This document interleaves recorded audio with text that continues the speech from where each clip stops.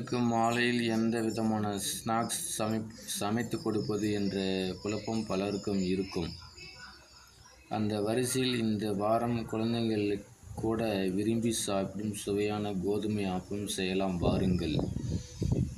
எப்படி செய்வது என்று செய்முறை. முதலில் ஒரு கப் கோதுமை மாவு எடுத்துக்கொள்ளுங்கள்.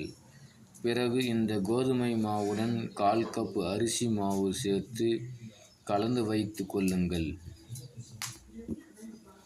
பின் வாசனைக்காக 1/2 டேபிள் ஸ்பூன் ஏலக்காய் தூள் சேர்த்து கலந்து கொள்ளவும். ஆப்பம் நன்றாக உப்பி வருவதற்காக ஒரு சிட்டிகை சமையல் சோடா, உப்பு மற்றும் துருவிய தேங்காயை சேர்த்து கலக்கவும்.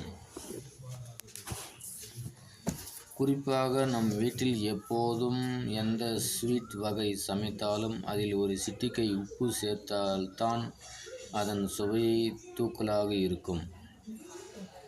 இதில் ஒரு சிட்டிகை உப்பு சேர்த்து கொள்ளவும். துருவிய தேங்காயை இதனுடன் சேர்த்து கலக்கவும். இதை அடுத்து ஒரு பெரிய வாழைப்பழத்தை நன்கு கையால் பிசைந்து குலுக்கி இம்மாவில் சேர்த்து கிளறுங்கள்.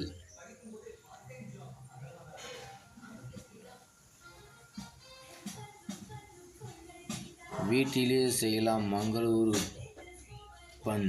இதன் பின் அடுப்பில் ஒரு பாத்திரத்தில் 1 கப் தண்ணீர் ஊற்றி அதில் பொடித்த வெல்லத்தை சேர்க்க வேண்டும்.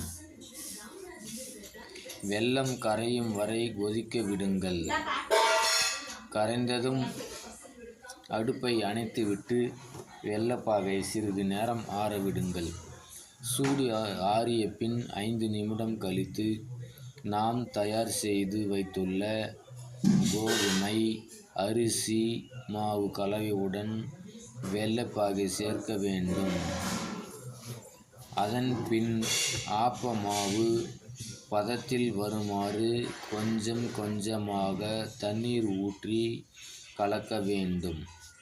மாவு ஆப்பம் சுடுவதற்கான சரியான பதத்தில் இருக்க வேண்டும். இல்லை என்றால் ஆப்பம் அதிகமாக எண்ணெய் குடித்துவிடும் அல்லது எண்ணெயுடன் ஒட்டாமல் தனியாக பிரிந்து செல்லும் வாய்ப்பும் உள்ளது.